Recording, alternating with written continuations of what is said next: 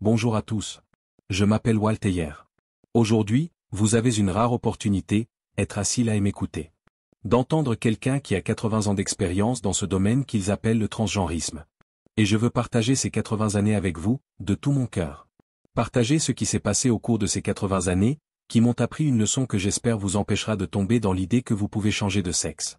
Que vous saurez que c'est Jésus, et seulement Jésus, qui peut vous apporter la vérité et transformer votre vie, comme il l'a fait pour moi. Parce que cette histoire parle en réalité de rédemption et de restauration. Et nous tombons tous quelque part dans la vie. Nous sommes tous pécheurs. Aucun de nous n'est parfait. Mais il y a des moments où nous devons vraiment plier le genou, nous agenouiller et prier le Seigneur Jésus-Christ pour qu'il nous aide. Et je suis sûr qu'il y a des gens qui m'écoutent en ce moment et qui ont besoin de le faire. Et c'est bien. C'est vraiment bien, parce que le Seigneur te veut. Il ne veut pas seulement une partie de toi. Il te veut tout entier. Au cours de mes 80 années d'expérience, ce que j'ai découvert, c'est qu'après avoir lutté pendant les 50 premières années, je suis venu au Seigneur dans la prière. Et le Seigneur est venu à moi. Il m'a pris dans ses bras et m'a tenu comme un bébé dans cette prière, et il a dit, « Tu es maintenant en sécurité avec moi pour toujours. » Et quand il a fait cela, j'ai su que je n'avais pas seulement été pris, parlé et regardé par le Seigneur Jésus. J'étais racheté et restauré, afin que je puisse le servir, l'honorer et le glorifier. Et c'est ce que je fais aujourd'hui, face à vous. Alors, comment ce voyage a-t-il commencé? Eh bien, tout a commencé pour moi en 1944. J'avais 4 ans. Ma mère, c'était une femme dure. Une bonne femme, mais elle était dure. Elle avait été élevée dans une période très difficile de sa vie, pendant la Grande Dépression, et tout ça. Elle avait dû faire face à certaines difficultés dans sa propre vie. Et cela s'est répercuté sur la façon dont elle m'a traité quand j'étais un jeune garçon. Elle ne me voulait vraiment pas. Elle avait déjà eu mon frère, et un deuxième enfant, ce n'était pas quelque chose qu'elle voulait. Et elle s'est en quelque sorte vengée de moi quand j'avais 2 ans et demi ou 3 ans. Et puis, j'ai été placé chez sa mère pour être gardé, fréquemment. Et pour des raisons qui m'échappent encore, quand ma grand-mère fabriquait des vêtements que c'était sa façon de gagner de l'argent, elle faisait des vêtements pour femmes. Et moi, petit garçon, je commençais à m'appuyer sur la machine à coudre, à regarder grand-mère confectionner ses robes et tout ça, et je suis devenu très curieux. Et donc, ma grand-mère m'a fait une robe en mousseline violette, sur toute la longueur, quand j'avais 4 ans. Elle m'a mis dedans, et elle m'a dit à quel point j'étais mignonne dans mon petit corps d'enfant de 4 ans. Eh bien, ce que je ne savais pas à l'époque, ce que j'ai appris maintenant, 80 ans plus tard, et que je peux partager avec vous, c'est que ce qu'elle a fait en me mettant cette robe et en me disant à quel point j'étais mignonne, c'était en fait une maltraitance émotionnelle et psychologique envers un enfant. Vous voyez, dans notre développement le plus précoce, dans nos premières années, nous déterminons en quelque sorte qui nous sommes, ce que nous allons être, et comment nous allons réagir. Et donc, avec grand-mère qui me disait à quel point j'étais mignonne, qui ne veut pas être reconnue, être considérée comme mignon et tout ça? Mais elle ne parlait pas de moi comme d'un petit garçon, ou d'un beau garçon. Vous savez, j'avais un jean déchiré, je portais des bottes de cow-boy la plupart du temps. Mais elle ne m'a jamais affirmé comme un petit garçon. C'était toujours une petite fille. C'était donc très déroutant pour moi, à 4 ans. Au point que même pendant ces 2 ans et demi où grand-mère me travestissait avec cette robe violette, mes parents n'en savaient rien. C'était un petit secret entre ma grand-mère et moi. Le soir, après avoir quitté la maison de grand-mère, je me couchais, je rentrais à la maison, confus au point de me demander, pourquoi grand-mère fait-elle ça? Je veux dire, j'appréciais en quelque sorte d'être affirmé et aimé par grand-mère, mais je n'appréciais pas le conflit que j'avais. Parce que quand j'étais à la maison, j'étais Walt. Et je ne savais pas qui j'étais quand grand-mère me mettait cette robe. Et c'est tellement important pour nous, pour quiconque m'écoute et a vécu quelque chose pendant son enfance, ou pour un parent qui écoute ça, de comprendre que le simple fait de mettre un garçon dans une robe et de l'affirmer, c'est une maltraitance envers un enfant. Et je pense que c'est très important. Je tiens à le souligner, parce que le Seigneur m'a donné cette opportunité de partager avec vous, de réfléchir à ces 80 années. Je peux regarder en arrière et dire, c'était de la maltraitance envers les enfants. C'était émotionnellement destructeur. C'était psychologiquement destructeur. Et malheureusement, c'est devenu destructeur sexuellement. Et je dis ça parce qu'une fois que ces 2 ans et demi ont passé, et que mon père et ma mère ont découvert que grand-mère me travestissait, mon père a explosé. Il a décidé qu'il allait me façonner en un homme viril, en utilisant une approche masculine très forte et disciplinée. En criant, en hurlant, très brutal. Ce qui était en fait plus de maltraitance. Et donc, ces abus ont commencé à diminuer la personne que j'étais en tant que garçon. Maintenant, j'étais maltraité par mon père en tant que garçon, et soutenu par ma mère. Maintenant, arrêtons-nous et réfléchissons à cette dynamique. Un garçon est affirmé en tant que fille, et physiquement maltraité ou discipliné en tant que garçon. Et maintenant, lequel préféreriez-vous être? Celui qui est discipliné, ou celui qui est affirmé? Vous pouvez donc commencer à voir comment ces choses se produisent. Elles ne sont pas bénignes. Il se passe des choses dans notre vie que nous devons comprendre, maîtriser, et réaliser qu'elles ont des conséquences. Un mot qui n'apparaît jamais dans cette conversation, c'est le mot « conséquence ». Et je veux que tous ceux qui m'écoutent comprennent qu'il y a des conséquences à tout ce qui arrive, bonnes et mauvaises. Et donc, après la discipline de mon père, la prochaine chose qui est arrivée, c'était que le frère adoptif de mon père, l'oncle Fred, pensait que j'étais une cible facile pour être agressé sexuellement. Parce que je portais la robe en mousseline violette. Toute la famille est devenue au courant. Et donc, Fred a décidé de me taquiner, de me toucher, de baisser mon pantalon devant d'autres personnes, et de vraiment m'humilier. Et cela m'a conduit à des choses encore plus destructrices, émotionnelles, psychologiques, et maintenant, comme je l'ai dit, les abus sexuels. Les égarements sexuels de mon oncle m'ont vraiment fait ne plus vouloir être qui j'étais. Et c'est là que tout cela s'effondre. Vous avez un jeune garçon qui était un garçon, jusqu'à ce que quelqu'un lui mette une robe, jusqu'à ce que son père fasse cette horrible discipline, et ensuite, quand son oncle commence à l'agresser sexuellement. Je ne voulais pas être ce garçon. Je ne voulais pas être la personne qui était maltraitée. Et je peux le dire maintenant. Je ne le savais pas quand j'étais jeune. Je venais juste de suivre le processus. Il m'a fallu beaucoup de temps pour réfléchir aux raisons pour lesquelles je faisais ces choses. En quelque sorte, j'avançais, et j'adoptais cette identité d'être quelqu'un d'autre. Avec le recul, je crois que j'essayais avant tout d'échapper à ce que j'étais. Je voulais échapper à la situation de celui qui était maltraité. J'adoptais une identité qui n'était jamais abusée. J'ai adopté une identité qui était affirmée, et on me disait toujours à quel point j'étais mignonne, laissant derrière moi une identité qui avait été abusée sexuellement et physiquement par ma mère et mon père. Donc, au début de mon adolescence, j'ai adopté une identité secrète, dans les années 50, appelée Crystal West. Ce n'était pas un gros problème, parce qu'il n'y avait pas vraiment de YouTube ou quoi que ce soit d'autre. Alors, je faisais ça dans mon esprit. C'est ainsi que je m'échappais vers Crystal West. Et donc, cette évasion a en quelque sorte développé qui j'étais. Et j'ai parlé de mes difficultés à une ou deux personnes. Et chaque fois que je le disais à quelqu'un, je perdais cette amitié. J'étais rejeté. Et donc, à ce moment-là, j'ai réalisé que je ne pouvais en parler à personne. Mais dans les années 50, il n'y avait pas de mots. Il n'y avait pas de terminologie. Jusqu'à ce que les gros titres apparaissent avec Christine Jorgensen, qui était alors qualifiée de transsexuel ou un soldat qui avait subi une opération de changement de sexe. Et ça a fait les gros titres dans tout le pays. Avant de passer à autre chose, laissez-moi faire une brève interjection. Comment décririez-vous, à ce moment-là, ce que vous viviez, sans avoir la connaissance de la langue dans laquelle vous vous apprêtiez à entrer? Ouais. Avant ça, vous souvenez-vous comment vous décriviez ce que vous ressentiez? Ouais. Je me demandais, vous savez, parce que j'avais entendu le terme homosexuel. Étais-je homosexuel? Qu'est-ce que j'étais? Je ne savais pas. Je n'avais aucun moyen de le faire. Je me sentais confus. Je me sentais très troublé, à propos de ce conflit. Parce que j'avais cet énorme conflit en moi, j'étais un garçon extérieurement, un garçon, mais dans ma tête, il y avait cette radio qui jouait comme si j'étais une fille. Qu'il y avait quelque chose qui n'allait pas chez moi, que quelque chose m'était arrivé. Et donc, j'essayais de gérer les abus qui se manifestaient vraiment dans ma tête, et pas seulement physiquement. Mais ça a commencé à affecter ma façon de penser, comment j'étais incapable de dormir plusieurs fois, pleurant jusqu'à m'endormir. Alors, je me demandais comment cela s'était passé, et je ne pouvais jamais l'expliquer. J'essayais donc toujours de comprendre, si j'étais homosexuel, si j'étais une fille, si j'étais un garçon. Donc, vous pouvez voir que tous ces éléments sont arrivés, et je n'ai que 12, 13 ans, et je ne comprends pas. Mais c'est là où j'en suis. Et donc, quand j'ai vu ce titre sur Christine Jorgensen, et qu'il disait transsexuel, j'ai regardé ça, et je me suis dit, ça doit être qui je suis. C'est sûrement ce que je suis. Et donc, je me suis attaché à cette idéologie, sans savoir que les abus que j'ai subis étaient la cause de cette confusion. Et que ça n'avait rien à voir avec le fait d'être transsexuel. Il s'agissait d'être un enfant maltraité, d'être maltraité physiquement, sexuellement et émotionnellement. Mais ça aurait été vraiment merveilleux, à 13 ans, d'avoir compris qu'il ne s'agissait pas d'être transsexuel. Mais c'est à ça que je me suis attaché, et c'est avec ça que j'ai couru. Et je n'avais pas de voix comme la mienne aujourd'hui pour dire, ne fais pas ça. On ne peut pas changer de genre. Et comprenez que quelque chose s'est passé dans votre enfance. J'ai avancé, et j'ai lutté avec ça. Je n'ai jamais été homosexuel. Je me demandais si c'était là que j'allais aller. Mais je n'ai jamais eu de sentiment pour l'homosexualité. Je n'ai jamais été attiré. Je n'ai jamais eu d'attirance pour les personnes du même sexe. Rien de tout ça n'était dans le mélange. Je n'arrêtais pas de me demander qui j'étais, et qui j'allais devenir. Parce qu'à ce stade, je ne savais pas.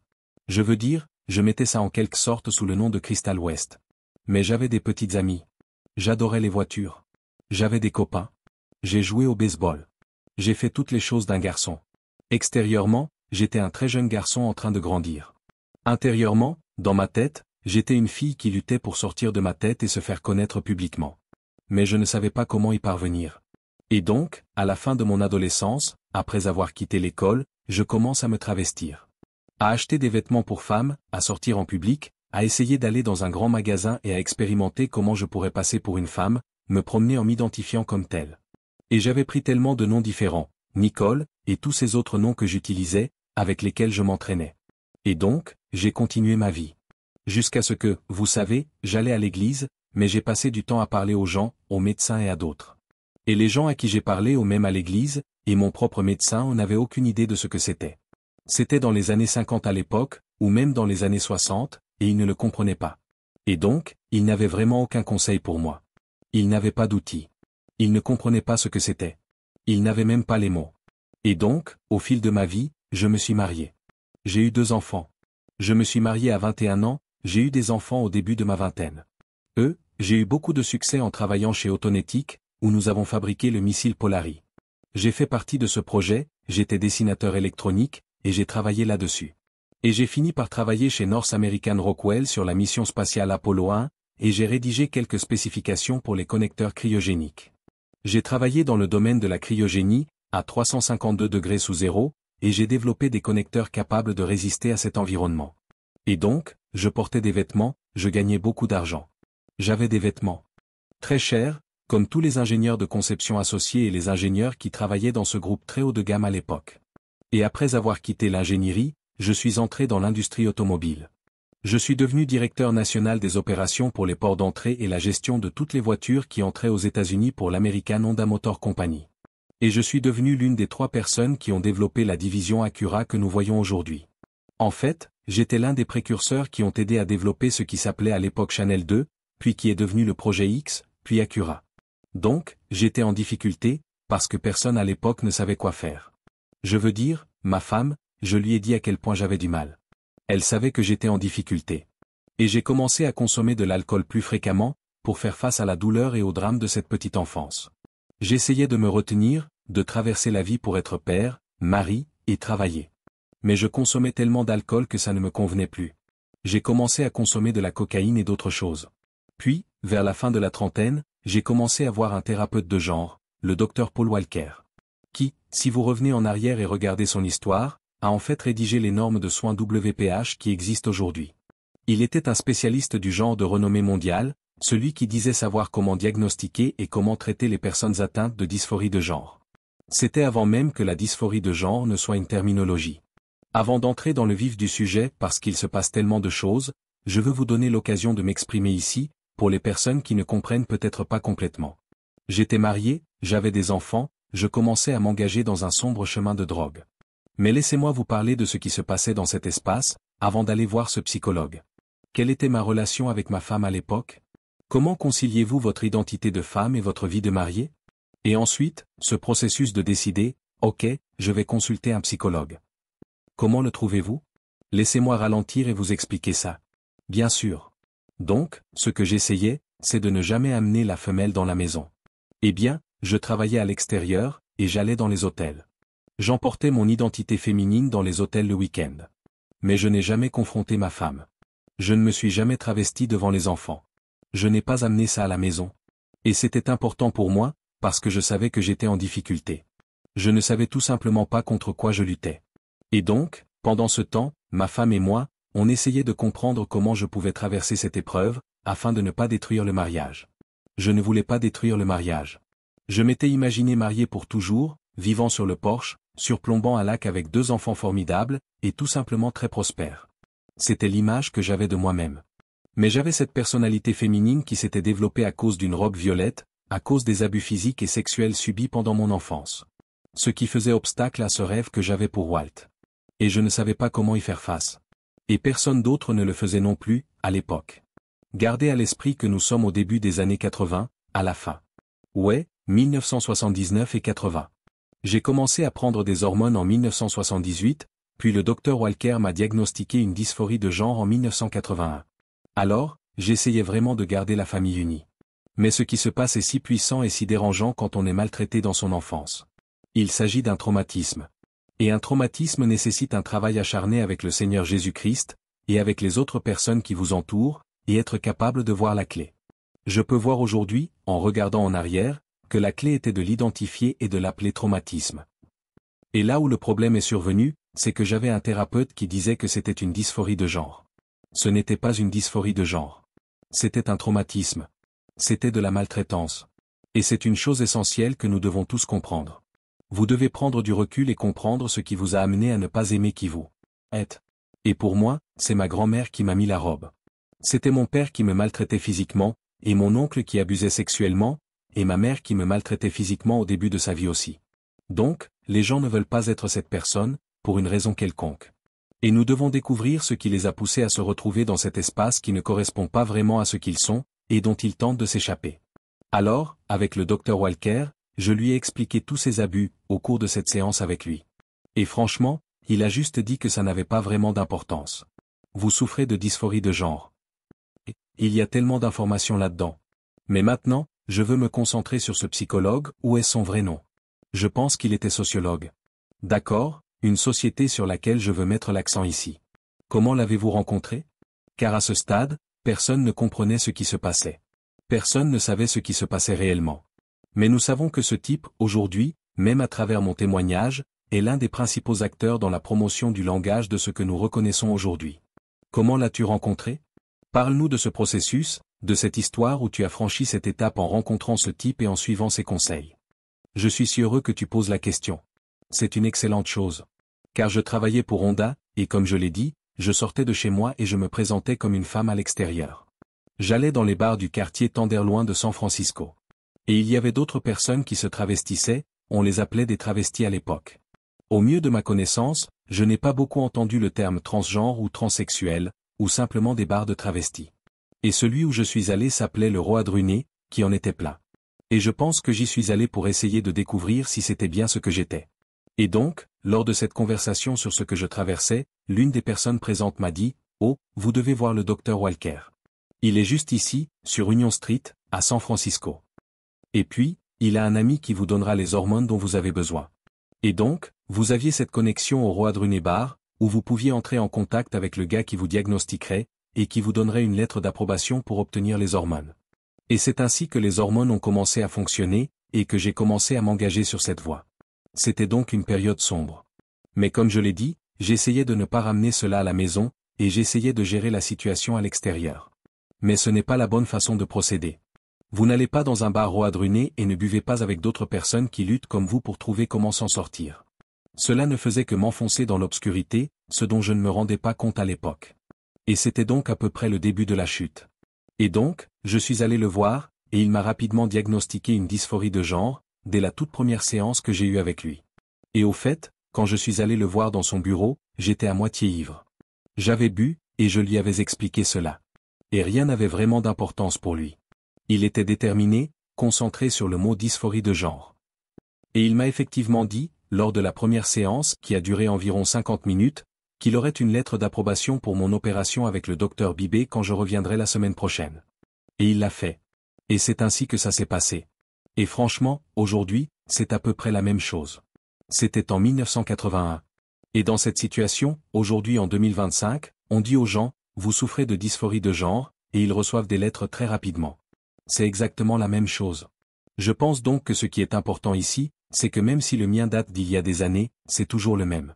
Les gens reçoivent rapidement un diagnostic de dysphorie de genre, reçoivent rapidement des lettres d'approbation pour des hormones, et même des interventions chirurgicales.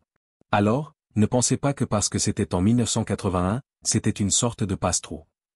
Et que tout cela a vraiment donné le ton à ce que nous voyons aujourd'hui en 2025. Et nous devons mettre fin à cette pratique. C'est vraiment mon message, faire comprendre aux gens. Ne vous asseyez pas devant un thérapeute de genre, car il ne vous aidera pas.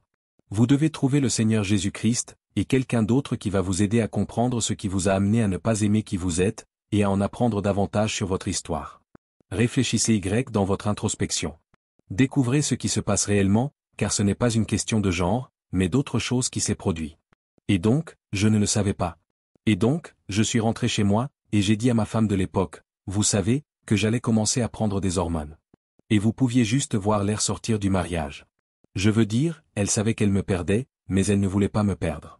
Et j'étais convaincu que c'était le chemin à suivre, parce qu'il n'y avait aucune autre voix qui disait, ne fais pas ça, le pont est effondré, tu vas t'écraser.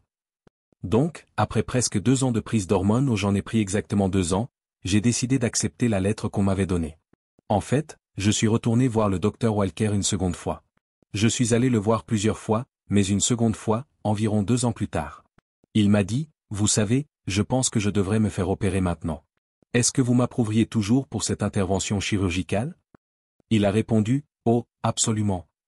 Il a dit, je vous écrirai une seconde lettre. Il a écrit une seconde lettre en fin 1982, et j'ai été opéré en avril 1983. Ils ont informé American Honda Motor Company que j'avais subi cette procédure. Ils ont mis fin à mon poste et m'ont licencié immédiatement. Ma femme a divorcé, et je suis devenu sans abri. J'ai eu du mal à me reconstruire, après avoir eu beaucoup de succès. Je faisais littéralement des travaux, je cuisinais, je faisais du ménage dans des maisons, je faisais la vaisselle. Je faisais tout ce que je pouvais, et je vivais avec quelqu'un qui m'aidait à trouver une chambre.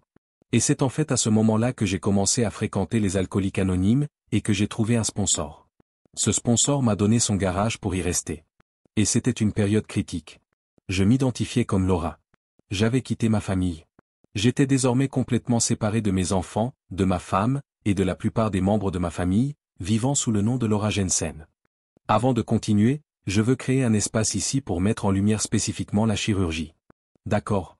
Alors, pour une personne comme vous qui ne comprend pas vraiment ce que c'est. Je me disais, ok, ils enlèvent le pénis, ou ils le font, vous savez, et c'est juste un ajout général de quelques détails, n'est-ce pas? Parlez-nous de cette opération qu'on vous a recommandée, et que vous avez fini par faire. Ouais. Eh bien, la première phase, bien sûr, a été celle des implants mammaires, que j'ai réalisés. Puis, cela a été fait avant que j'aille voir le docteur Bibé à Trinidad, dans le Colorado. Et je pense que ce qui est instructif ici, c'est qu'il ne retire pas votre pénis. Il le retourne simplement. Donc, l'idée est que vous perdez votre pénis, et qu'ils utilisent tout le tissu cutané et tout ce qui s'y trouve comme partie du pseudo-vagin. Ils essaient de faire croire que c'est réel. Ce n'est pas réel. Tout cela n'est qu'une approche cosmétique, qui a été conçue à l'origine. Le plus intéressant, c'est que cette procédure a été conçue à l'origine pour aider les personnes atteintes d'un cancer des testicules. C'était un moyen de les maintenir en vie. Ce n'était vraiment pas conçu dans le but de changer le sexe des gens. Il y avait des hommes atteints d'un cancer des organes génitaux, pour lesquels cette procédure était vraiment efficace pour les aider à rester en vie, mais qui perdaient une partie de leurs organes génitaux dans le cadre de la procédure visant à les maintenir en vie. Mais il y avait des gens qui ont décidé, eh bien, nous appellerons cela un changement de genre. Ce qui n'était pas le cas. En tout cas, c'est une mutilation totale. Et donc, ce que je veux toujours que les gens comprennent, c'est qu'il n'y a que 3 choses que les hormones et la chirurgie vous font. Tout d'abord, vous changez de nom. Cela dévalorise la personne que Dieu vous a créée pour être. Deuxièmement, les hormones déshumanisent qui vous êtes, et votre fonction en tant qu'homme ou femme, telle que Dieu vous a créé. Et troisièmement, la chirurgie détruit votre capacité à fonctionner comme Dieu vous a conçu. Alors, dévaloriser, déshumaniser, détruire. C'est tout ce que fait la chirurgie. Et je pense qu'il est important pour nous d'avoir cette conversation. Il ne change pas votre sexe. Il dévalorise, déshumanise et détruise votre capacité à fonctionner comme vous avez été conçu. Ce n'est pas un transgenre. Tu es toujours un homme. Tu ne peux tout simplement pas fonctionner comme un homme. Si vous êtes une femme, vous ne pourrez peut-être pas avoir d'enfant. Si vous êtes un homme, vous ne pourrez pas produire de sperme pour être père. Donc, tout est question de perte. Il ne s'agit pas de devenir quelqu'un d'autre. Et si nous pouvions simplement écrire cela et le mettre quelque part où nous le voyons tous les jours? Si vous luttez contre cette dévaluation, cette déshumanisation, cette destruction, car ce sera ce fameux mot, conséquence. Voilà les conséquences. Vous pouvez dévaluer, déshumaniser et détruire ce qui sera la conséquence de ce que vous faites à la conception de Dieu sur qui vous êtes. Et donc, évidemment, je ne le savais pas à l'époque. Et donc, j'ai commencé à travailler sur mon rétablissement. La personne qui m'a accueilli était ce qu'on appelait un parrain chez AA, et m'emmenait à 1 ou 2 réunions par jour. Après y être resté un peu de temps, j'ai fini par entrer dans une maison de rétablissement, parce que j'avais du mal à rester sobre. C'était très difficile pour moi.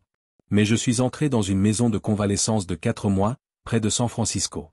Il s'agissait d'une maison de convalescence pour femmes, gérée par l'Église catholique. Et ils m'ont donné une chambre, ils m'ont donné de la nourriture. J'avais des séances quotidiennes avec les religieuses et d'autres personnes, sur ce avec quoi je luttais. Et j'allais à des réunions.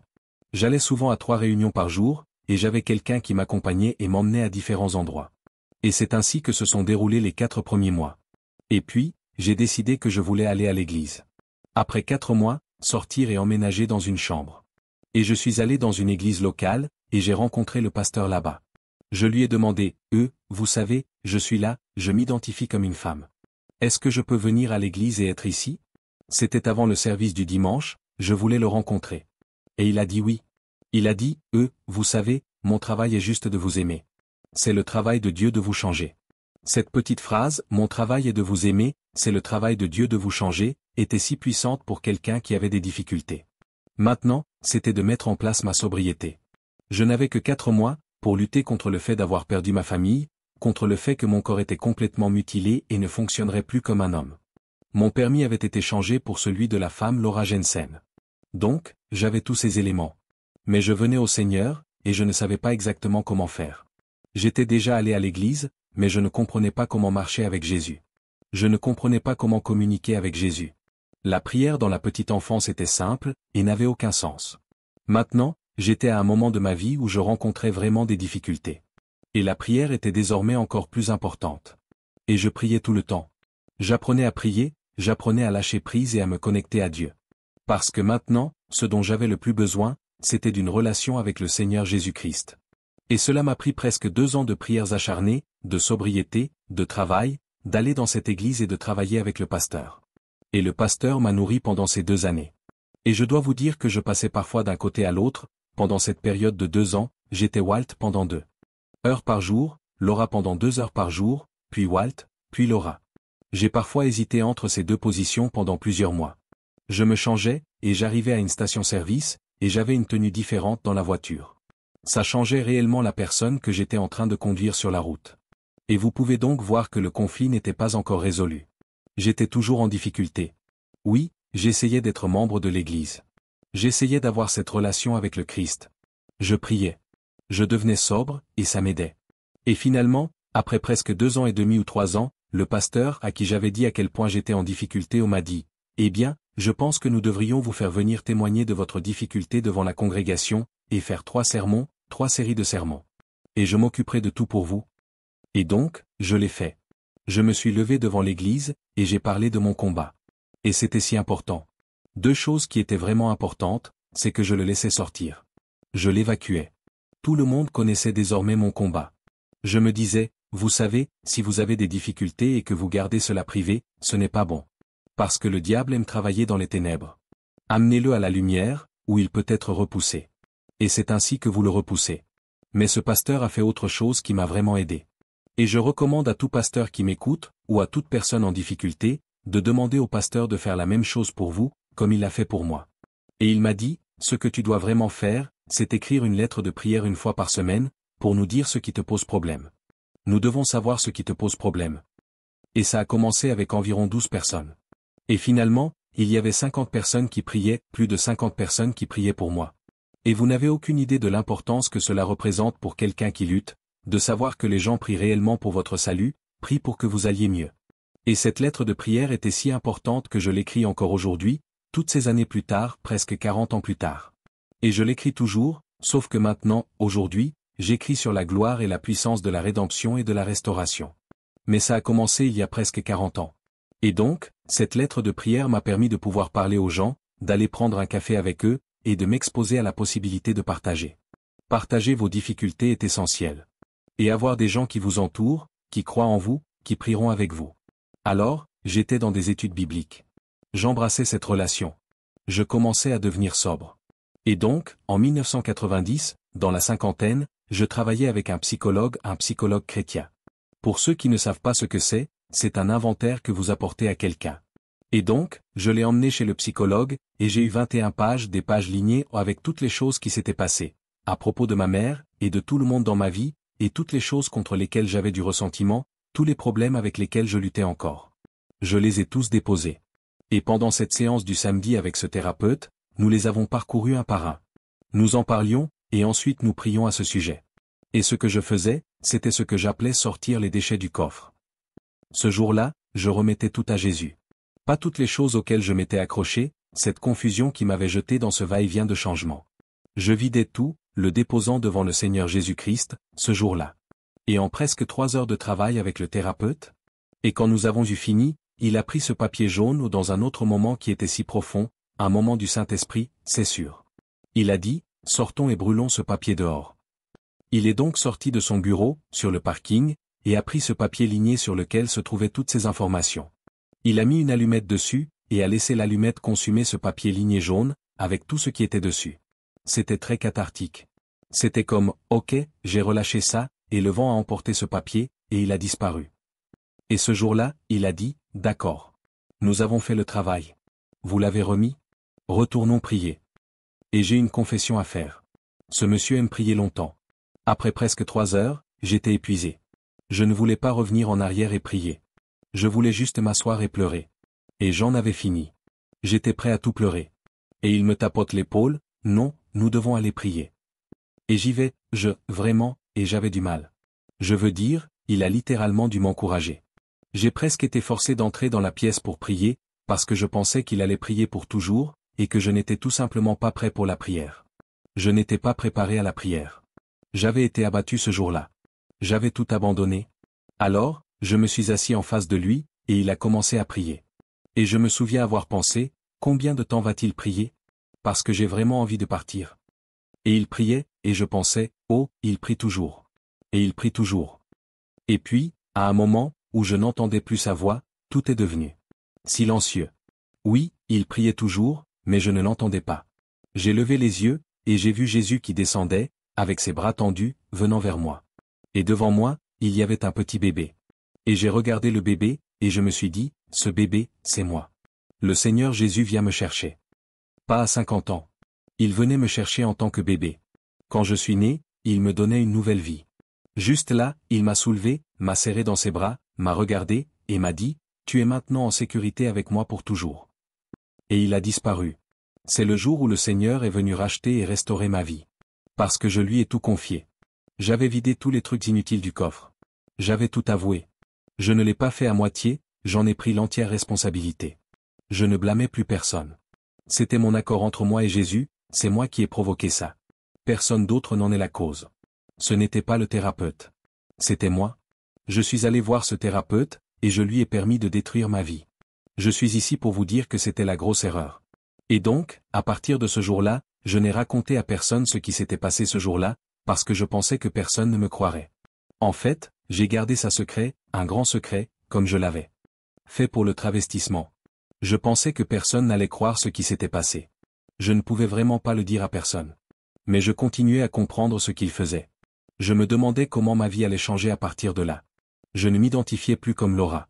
Je m'identifiais désormais tout le temps comme Walt. Et je me demandais sans cesse comment ma vie allait changer, car je ne voyais aucune différence, sauf que je m'identifiais comme Walt. Mais je me demandais toujours ce qui allait se passer. Je n'avais pas de difficulté. Maintenant, j'étais curieux de savoir ce qui allait se passer. Et c'était subtil. Et cela a probablement duré 1 an ou plus, avant que je commence à conduire sur l'autoroute 4 en Californie, pour aller quelque part où je ne me souviens même plus où. Et j'ai commencé à recevoir ce petit coup de pouce dans l'épaule, et je me suis dit, c'est très drôle, parce que ce coup de pouce me dit d'aller à un endroit où je n'avais pas prévu d'aller. Et j'ai continué à recevoir des coups de pouce. Et je suis allé voir cette personne qui est devenue mon parrain chez AA. Ce parrainage m'a vraiment conduit à une longue vie de sobriété. J'ai donc réalisé que ce coup de pouce était le Saint-Esprit, qui a changé mon chemin ce jour-là, pour obtenir un parrain, afin que ma sobriété ne soit pas interrompue. Je ne reviendrai pas en arrière et ne rechuterai pas, si j'avais construit une fondation dans les montagnes de Californie, avec un gars qui avait beaucoup d'expérience pour aider les gens. Et donc, maintenant, j'avais 2 sponsors.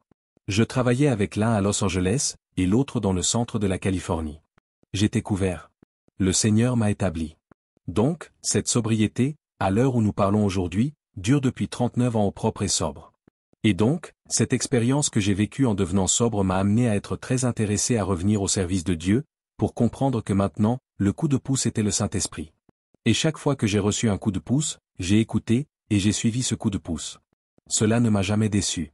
Cela n'arrive pas tous les jours, mais quand cela arrive, j'écoute. Et donc, en 1990, le Seigneur est venu. Mais en 1997, j'ai rencontré ma femme actuelle, et nous nous sommes mariés. Ce mariage nous a conduit à créer un site web appelé sexchangeregret.com. Cela faisait partie de l'incitation du Saint-Esprit à tendre la main à d'autres personnes, parce que j'étais curieux. Suis-je le seul à avoir regretté d'avoir vécu cela? Était-ce simplement une anomalie, que je sois la seule personne au monde à avoir vécu cela? Nous avons donc lancé un site web appelé sechangeregret.com. Et la première année, je pense que nous avions environ 700 personnes, ce qui, vous savez, il y a presque 20 ans, est un nombre assez important quand on y pense. Mais en 2015, 356 000 personnes ont visité notre site web. Et j'obtenais 20 000 vues ou plus par jour. Je recevais entre 25 et 35 emails de personnes qui me disaient qu'elles regrettaient. Elles avaient eu une expérience similaire. J'ai donc travaillé, au cours des 20 dernières années, en répondant aux questions et en apprenant de ces personnes qui ont vécu une expérience similaire à la mienne. Tous ceux qui m'ont contacté avaient subi une intervention chirurgicale, pris des hormones, et l'avaient ensuite regretté. Et j'ai donc appris de leur souffrance, et j'ai appris de ce qui s'était passé. Et j'ai réalisé qu'il leur était arrivé la même chose qu'à moi. On leur a diagnostiqué une dysphorie de genre. Elles ne souffraient pas de dysphorie de genre. Il leur est arrivé autre chose. Et souvent, nous découvrons cela simplement en discutant. Car la première chose à laquelle nous pensons toujours, c'est qu'elles souffrent de dysphorie de genre. Elles pensaient qu'elles souffraient de dysphorie de genre. Puis, nous avons réalisé que c'était autre chose. Elles avaient un cancer, elles avaient perdu une jambe, leur père était en prison, leur père avait été tué dans un accident d'avion, maman était alcoolique, elles avaient été victimes d'abus sexuels, de violences psychologiques, placées en famille d'accueil. Elles avaient peur de vivre dans leur maison à cause des turbulences qui y régnaient. Elles sont allées sur Internet et sont devenues accros à la pornographie, et cela a changé toute leur façon de penser la sexualité. Et je peux honnêtement dire que parmi les milliers de personnes avec lesquelles j'ai travaillé, plus de 90% d'entre elles sont des hommes hétérosexuels, et n'ont jamais été confrontées à l'homosexualité. Elles ont eu une confusion d'identité à cause de quelque chose qui leur est arrivé. Donc, c'était étrange pour moi qu'un pourcentage plus important d'entre eux ne se soit pas déclaré homosexuel. Mais rappelez-vous, ce sont ceux qui regrettent. Je parle de gens qui le regrettent. Donc, je ne peux pas dire si les personnes homosexuelles ont moins de regrets que les hommes hétérosexuels, mais cela suggère que c'est une possibilité. Je ne sais pas. Je sais juste que beaucoup d'entre eux étaient des personnes qui ont été blessées très tôt dans leur vie, qui ont connu des difficultés très tôt dans leur vie, ou qui ont trouvé quelqu'un dans leur entourage qui s'identifiait comme une personne transgenre. Et donc, elles ont décidé que c'est ce qu'elles voulaient faire. Et donc, dans ce travail, c'est là l'essentiel. Je veux que tu saches que je ne suis pas brillant. Je n'ai pas seulement écouté. Je suis devenu l'un des meilleurs auditeurs des gens qui m'écrivaient. Je les questionnais, et leur demandais ce qui s'était passé. Qu'est-ce qui vous a amené à ne pas aimer qui vous êtes? Parce que pour moi, c'est la question cruciale que je pose à tout le monde. Car vous ne pouvez pas aimer qui vous êtes si vous essayez de couper des parties de votre corps. Si vous essayez de vous remplir d'hormones qui vont modifier votre apparence, il doit y avoir quelque chose qui s'est produit qui vous a poussé à faire cela. Et quand nous pouvons, le plus drôle, c'est quand vous pouvez identifier le problème qui les a amenés à ne pas aimer qui ils sont, quand ils ont commencé à l'accepter et à le comprendre à 100% du temps, ils ont réalisé que ce n'était pas une dysphorie de genre. Et ils ont réalisé qu'ils n'avaient jamais eu besoin d'hormones, et qu'ils n'avaient jamais eu besoin de chirurgie. Et que ce n'était pas une question de genre. Il s'agissait d'une question d'identité. Il s'agissait de douleur. Il s'agissait d'un traumatisme. Il s'agissait d'une addiction. Il s'agissait d'une contagion sociale. La contagion sociale représente probablement environ un tiers de la population en difficulté. Ils le font. Parce qu'ils ont des amis qui le font. Et certaines personnes m'ont dit qu'elles avaient réellement peur. Les lycéens ont déclaré qu'ils avaient peur de ne pas s'identifier comme transgenre à l'école, de peur d'être victimes d'intimidation. Ce n'est pas parce qu'ils sont transgenres. C'est parce qu'ils ont peur de ne pas s'identifier comme transgenre. C'est ce qu'ils font jusqu'à ce qu'ils quittent l'école, et ils doivent donc en quelque sorte suivre le mouvement pour s'en sortir. Et c'est donc ça, la partie contagion sociale. Et puis, nous avons vu l'explosion du nombre de filles impliquées dans ce domaine. Alors qu'au début, il y avait 7 hommes pour une femme. Maintenant, je ne sais pas quel est le pourcentage. Cela peut être égal. Il se peut qu'il y ait en fait plus de femmes que d'hommes.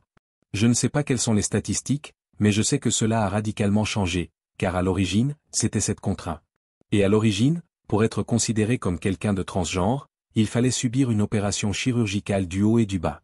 Vous avez dû changer votre acte de naissance, et vous avez dû aller travailler sous cette identité, travailler et vivre dans un appartement, acheter une voiture. Toutes ces choses devaient faire partie du processus, pour que l'on puisse réellement qualifier quelqu'un de transgenre. Aujourd'hui, les gens disent simplement « je suis transgenre ».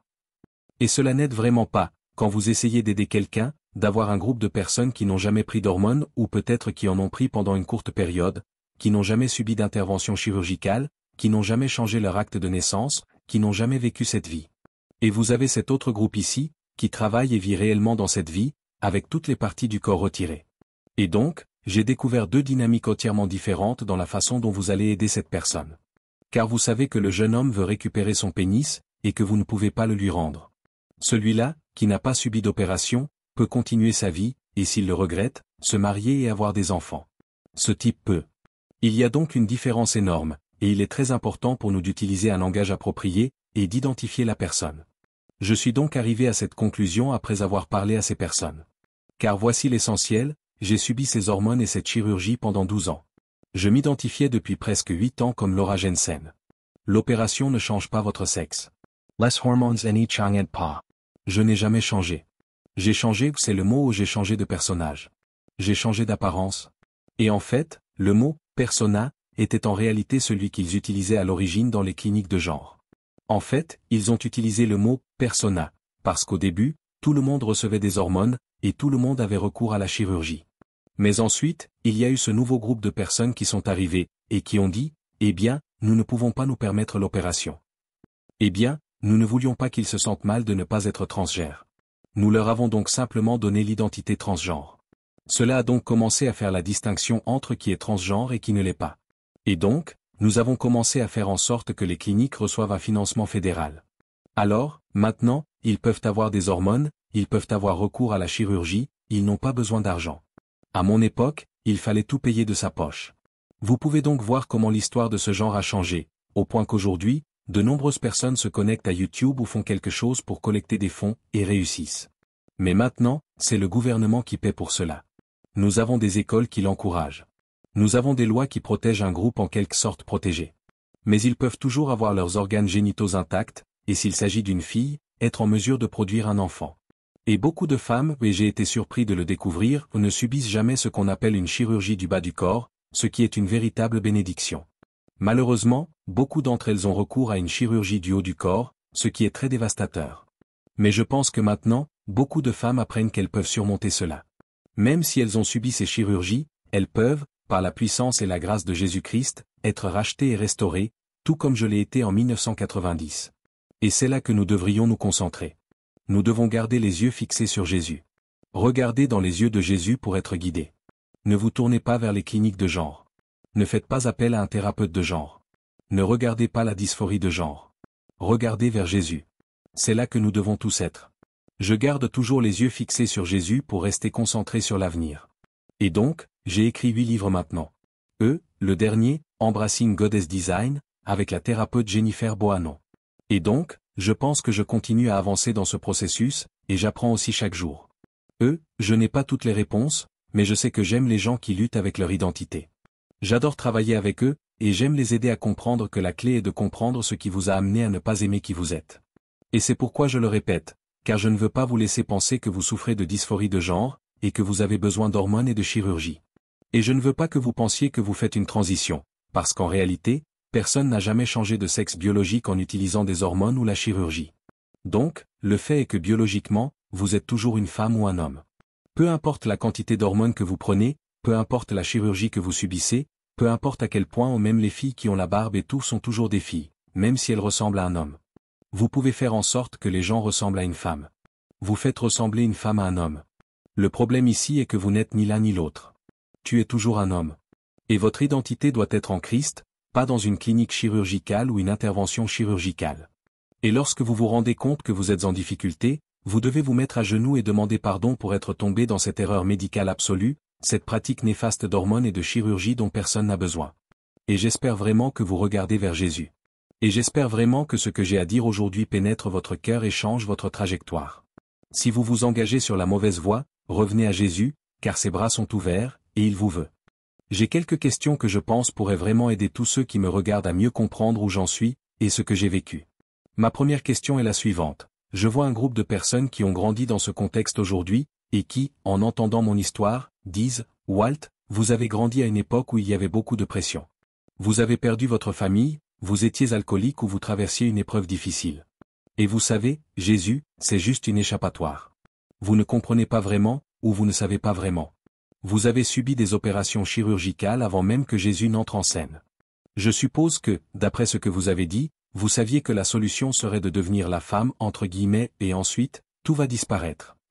Que répondriez-vous à quelqu'un qui dit que c'est l'époque, que vous n'avez pas eu l'occasion de vivre cela d'une manière ou d'une autre? Mais que répondriez-vous à quelqu'un qui dit que vous utilisez la religion comme une échappatoire? Oui. J'espère que c'est logique. Eh bien, pour commencer, il n'y avait vraiment aucune pression. Enfin, la pression? Je pense que c'est probablement une erreur de terminologie. Ce qu'il faut comprendre, c'est que je n'ai pas vécu une enfance qui ait nécessité de gérer les violences physiques, sexuelles et psychologiques. C'est là-dessus que je devais me concentrer. Mais ce n'était pas ce qu'on fait dans les cliniques spécialisées dans le genre. On ne propose que des hormones et de la chirurgie. Donc, quand je vivais et que je m'identifiais comme Laura, je travaillais pour la FDIC dans le secteur bancaire. J'avais un bon emploi. Je travaillais à San Francisco. Je travaillais à la poste. Donc, oui, j'ai parfois eu des difficultés, mais j'ai aussi connu des moments où je m'identifiais et travaillais avec succès en m'identifiant comme Laura. Le problème, c'est que ce n'est pas épanouissant. Il y a toujours un vide. Il y a encore une enfance qui pose problème dans votre vie, et souvent, vous ne le savez même pas, jusqu'à ce que quelqu'un vous remette en question et vous fasse comprendre que les hormones et la chirurgie n'ont pas changé votre genre. Il faut donc se concentrer sur les problèmes. Pour moi, ce qui s'est passé, c'est qu'après que le Seigneur soit venu à moi, je suis retourné chez le chirurgien, et chez celui qui m'avait approuvé. Je lui ai dit que je devais refaire mon acte de naissance. J'ai été au tribunal, et ils m'ont dit qu'il me fallait une déclaration sous serment des médecins, attestant que je n'étais plus une femme. Eh bien, je n'allais pas subir d'autres opérations à ce moment-là. Je voulais juste qu'ils déclarent au tribunal que les hormones m'avaient effectivement transformée en femme, ou non. C'est tout ce que je voulais, ce document. Ainsi, le docteur Bibé et le docteur Walker ont co-signé une lettre adressée au tribunal de San Mateo, en juillet 1990, affirmant que les hormones et la chirurgie ne modifient pas la morphologie interne. Maintenant, ils utilisent le mot « morphologie » pour expliquer que cela ne change pas le genre. Ils ne voulaient simplement pas utiliser le mot « genre », car c'était un terme très sensible. Mais c'était vraiment un aveu que les hormones et la chirurgie n'avaient jamais changé le genre de personne. Maintenant, en gardant cela à l'esprit, je pense qu'il est instructif pour nous de comprendre que si vous n'avez pas changé de genre biologiquement, vous n'êtes pas transgenre. Vous n'avez pas fait de transition. Et qui sait si c'était vraiment une dysphorie de genre ou non? Alors, la question de Jésus entre en jeu. Vous vous souvenez quand je priais? Ce n'était pas une échappatoire. Le Seigneur est venu à moi pendant que je priais. Il est venu à moi, m'a prise dans ses bras comme un bébé, et a racheté ma vie. Ce n'est pas une échappatoire. Et le fait est que tous ceux qui traversent des épreuves ont besoin de prier. Oui, on peut renier Jésus. C'est facile. On peut continuer à le renier autant qu'on veut. Mais il ne viendra pas à vous comme il l'a fait pour moi si vous continuez à le renier. Certes, vous vous souvenez de mon histoire, je ne voulais pas de cette prière. Mais je venais à lui de la meilleure façon possible, en me dépouillant de tout, en assumant pleinement ma responsabilité. Et tout ce qu'il attend de nous, c'est que nous prenions position, que nous admettions nos torts, que nous avons fait une erreur, et que nous prenions la responsabilité de notre vie. Et alors, il pourra intervenir, et vous pourrez entretenir avec lui une relation qui durera éternellement. Et donc, vous savez, en regardant Jésus venir en prière. Donc, si vous n'êtes pas en prière, je ne vais pas vous dire que c'est arrivé en une seule prière. J'ai prié des milliers de fois avant sa venue. Donc, cette idée de prier pour que ça disparaisse, vous entendez ça? Vous n'allez pas prier pour que ça disparaisse. Ça n'arrivera pas. Oh, je vais vous dire ce qui va arriver. Vous voyez, vous devez être quelqu'un qui confesse ses torts, qui admet ses erreurs, qui se débarrasse de tout son ennui, de tout son ressentiment, de tous ses problèmes, et qui assume pleinement ses responsabilités. Ce n'est qu'en purifiant sa vie, en venant à Jésus, en le demandant dans la prière, et en étant guidé par quelqu'un qui vous guidera dans votre cheminement avec Jésus, que vous découvrirez que ce n'est pas une échappatoire. C'est la solution. La seule façon de sortir de ce dilemme, c'est par la puissance et la grâce de Jésus-Christ. Et je tiens à clarifier, c'est normal qu'il puisse le faire. Il y a des miracles qui peuvent guérir complètement quelqu'un. Mais ce que je souligne, et qui me semble si important, c'est le fait qu'il y a tellement de traumatismes profonds que les gens doivent digérer. Et il y a une force à gérer ce traumatisme, et à laisser Jésus s'en occuper. Dans mon récit, je mentionne le docteur Walker, qui est devenu une voix importante aujourd'hui sur tout ce dont nous parlons. Vous avez une confession de ces médecins qui disent « Et les hormones ne peuvent pas changer de sexe ». Évidemment, ils utilisent une terminologie différente, mais le sens est le même. Pouvez-vous nous en parler? Parce que c'est le même médecin qui m'a encouragé à aller jusqu'au bout, et maintenant, ils utilisent ces écrits pour encourager d'autres personnes à le faire. Pour ceux qui ne connaissent pas cette histoire, donnez-nous des informations. Oui. Dr Walker, Si vous retournez voir le Dr Paul Walker de San Francisco, vous découvrirez qu'il était le président qui a élaboré les normes internationales de soins Harry Benjamin, en 1979 à San Diego, en Californie, avec d'autres médecins, dont le Dr Loeb, et d'autres qui pratiquaient ces chirurgies à l'époque. Ce document était vraiment utile, car il faut se rappeler que si Walker a fait cela, c'est parce que toutes les cliniques universitaires spécialisées dans les questions de genre avaient fermé en 1978. Elles ont toutes fermé, constatant leur inefficacité. Il a donc fallu que la pratique se fasse en privé. Ils ont alors compris qu'il leur fallait des normes de soins pour le Dr Bibé, qui était en quelque sorte le principal praticien en chirurgie. À la fin de sa carrière, il en avait réalisé plus de 5000. Ils ont donc décidé de se tourner vers le privé pour maintenir ce système. C'est ainsi qu'ils ont rédigé ce document, les normes internationales de soins Harry Benjamin. Et je pense que c'était en 1991, ne me citez pas, mais à la fin des années 90, le document est devenu WPH, les normes mondiales de soins aux personnes transgenres. Quel que soit l'acronyme, c'est le document qui a évolué des normes internationales de soins de Harry Benjamin à ce que nous connaissons aujourd'hui sous le nom de WPH. Oui, il a subi de nombreuses révisions, mais le point central était le Dr Walker, le Dr Bibé, et d'autres médecins de l'époque. Le Dr Loeb a pratiqué des interventions chirurgicales sur des femmes pendant de nombreuses années.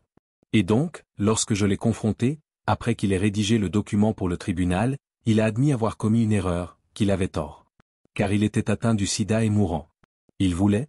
C'était en fait une confession sur son lit de mort, avec une autre personne, Judy Van Masdam, qui était également thérapeute du genre à Stanford, qui était dans la même pièce que le Dr Walker lorsqu'il a admis avoir commis une erreur, et qu'il a réalisé. Il a dit qu'il aurait dû examiner mon alcoolisme, et comprendre que je n'étais pas un bon candidat. Il a réalisé qu'il avait commis de nombreuses erreurs, et a admis avoir eu une fracture de la jambe en spirale lors d'un accident de ski, être devenu accro aux analgésiques, et poser des diagnostics alors qu'il n'était pas apte à le faire. C'était sa propre confession, une confession sur son lit de mort, avant de mourir du sida. Qu'est-il arrivé à ma famille? Ma famille m'a quitté, ou je l'ai quitté? Oui. À ce moment-là, vous savez ce qui s'est passé? Oui. Plus précisément, j'ai quitté ma famille. Je suis parti seul, pour satisfaire mes propres besoins. Ma famille, ma fille, à juste titre, ne m'a pas adressé la parole pendant 8 ans. Souvenez-vous, je m'identifiais comme Laura Jensen pendant 8 ans. Ma fille n'a jamais communiqué avec moi pendant ces 8 années. Mon fils a eu du mal avec ça. Il m'a dit une fois, je vois qui tu es à l'extérieur, mais je sais qui tu es à l'intérieur. Il savait que c'était une façade. Même mon propre fils pouvait le voir, mais il a lutté. Du coup, j'avais une bonne relation avec lui. Je n'ai jamais laissé mes enfants me voir me présenter comme une femme. Je n'ai jamais laissé ma femme me voir me présenter comme une femme. Je pensais que c'était de la maltraitance infantile. Je pensais que c'était quelque chose que je traversais, et que je ne voulais pas qu'ils me voient dans mes difficultés. Alors, aujourd'hui, j'ai une relation fantastique avec eux deux. J'ai une bonne relation avec mon ex-femme. En fait, ma femme actuelle a une bonne relation avec mon ex-femme. Donc, le Seigneur a tout guéri. Et ça a pris du temps. Des années. 35 ans. Oh oui, depuis. 35 ans de rédemption. Et il m'a fallu beaucoup de temps pour retrouver ma famille, pour reprendre ma vie en main, pour retrouver mes enfants. Et je continue d'essayer de leur montrer le chemin vers Jésus. Et que peu importe ce que vous traversez, si vous venez à Jésus à genoux, et confessez vos torts, et admettez votre erreur, il sera là pour vous. J'ai mentionné qu'il y a 2 groupes de personnes que je vois, l'un subit pleinement les opérations, et l'autre, qui ne subit peut-être pas pleinement les opérations du haut et du bas, et qui ont la possibilité de revenir à leur conception initiale, à ce que Dieu avait prévu pour leur vie. Je n'ai pas eu cette opportunité, mais j'ai inversé l'opération du haut. Comment ai-je vécu le traitement de cet homme? Il y a des choses que j'ai faites à mon corps qui sont irréversibles. Oui. Quand j'ai réalisé qu'on n'est pas une partie du corps.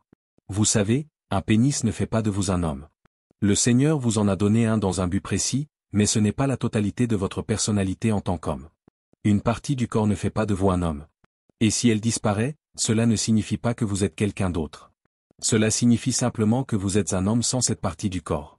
Et je pense qu'il est important de comprendre que nous sommes 30 à 40 milliards, voire des trillions de cellules codées par notre ADN. Et ces cellules nous disent qui nous sommes, pas une seule partie du corps. J'ai rectifié toute cette histoire de chirurgie du bas du corps en lisant des histoires d'hommes victimes d'accidents du travail qui ont perdu leurs organes génitaux. Ce n'étaient pas des femmes. Des hommes atteints d'un cancer ont perdu leurs organes génitaux. Ce ne sont pas des femmes. J'ai entendu parler de cas où une personne s'est empalée sur un mur de béton recouvert d'acier, et a atterri dessus, ce qui a détruit ses organes génitaux. Il n'est pas sorti en tant que femme. Vous savez, Nos organes génitaux sont une partie de notre corps qui était destinée où Dieu l'a voulu pour une fonction. S'ils disparaissent, cela ne vous change pas en tant qu'homme. Tu es toujours un homme. Tu es simplement incapable de fonctionner comme Dieu l'a voulu. Alors, j'ai réalisé que se couper des parties du corps était une absurdité, et que je n'avais pas besoin de me faire remettre cet organe pour devenir un homme. J'étais déjà un homme, et je ne voulais pas utiliser la chirurgie comme critère d'identification. Je voulais que le Seigneur Jésus-Christ identifie qui j'étais, et non une partie de mon corps. Et quand on peut accepter que les parties du corps, que ce soit tes seins ou tes organes génitaux, ne font pas qui tu es, ce n'est qu'une fonction. Ce n'est qu'une fonction. Cela ne définit pas ta capacité à mener la vie que Dieu a conçue pour toi, si ce n'est ta fonction. Juste ta fonction. Comment ai-je vécu cela pour ma femme actuelle, lorsque je lui ai présenté cette information? Eh bien, nous avons compris qui était Jésus, et que le Saint-Esprit nous a réunis. Et que nous étions unis pour servir le Seigneur Jésus-Christ. Nous avons réalisé que le Saint-Esprit nous a réunis depuis maintenant 28 ans, servant dans un ministère qui touche des centaines de millions de personnes. Nous œuvrons pour le Seigneur Jésus-Christ. Il s'agit donc de bien plus que de simples parties du corps. Nous servons quelque chose de bien plus grand, de bien plus important. Mon témoignage est en réalité un témoignage de Jésus-Christ, accessible à tous. Il ne s'agit pas de parties du corps, bonnes ou mauvaises. Si vous avez un cancer et que vous perdez une fonction comme c'est le cas pour beaucoup de personnes encore mariées, cela ne détruit pas le mariage. Cela n'annule pas ce que Dieu a pour vous. Le Seigneur sait qui je suis. Il est venu vers moi, m'a recueilli, et m'a dit que j'étais en sécurité avec lui pour toujours.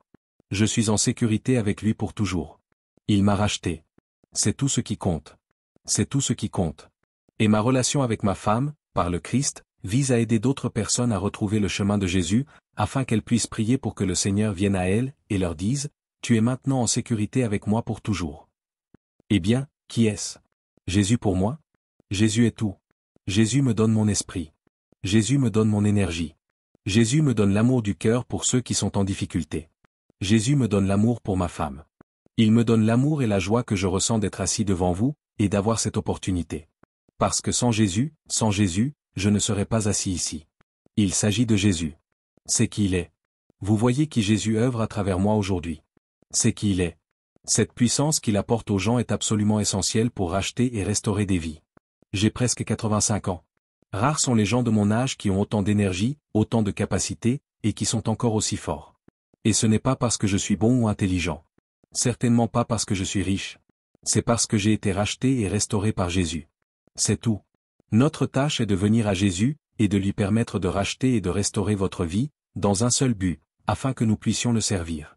Honorer et glorifier Jésus-Christ par tout ce que vous faites. C'est notre but. Et cela ne se fait que par la puissance, la grâce et la rédemption de Jésus-Christ. Pouvez-vous prier pour ceux qui me regardent en ce moment? Je veux inclure tout le monde ici. Qu'il s'agisse d'un parent qui a des difficultés avec ses enfants, qui sont dans cette situation ou cette confusion, ou d'un enfant, d'un jeune homme, d'une jeune femme, ou d'un homme adulte qui lutte aussi contre la confusion de genre, du genre, je ne sais pas qui je suis, mais personne ne le sait. À la personne qui a peut-être subi des opérations, qui se pose des questions, et qui se retrouve dans la même situation que moi, mon Dieu, ça n'a pas vraiment résolu le problème. Prions pour ceux qui regardent en ce moment, et qui disent, Walt, j'ai besoin d'aide.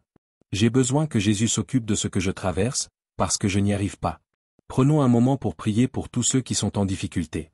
Que ce soit un parent, un oncle, un frère, une tante, un grand-parent, ou la personne elle-même. Si vous êtes en difficulté, il est important que vous compreniez que votre identité est réellement en Jésus, et qu'elle peut être rachetée et restaurée pour vivre avec Jésus. Mais pour découvrir la vérité, il faut identifier la source de votre confusion. Comprendre que ce n'est peut-être pas une question de genre. Il peut s'agir de dysphorie, d'inconfort dans votre vie, mais examinons cela de plus près. Le Seigneur veut que vous découvriez ce qui vous a amené à ne plus vous aimer tel que vous êtes. Et vous tous, nous devons tous être présents à l'Église pour recevoir la direction de notre Seigneur Jésus-Christ. Je suis de tout cœur avec vous.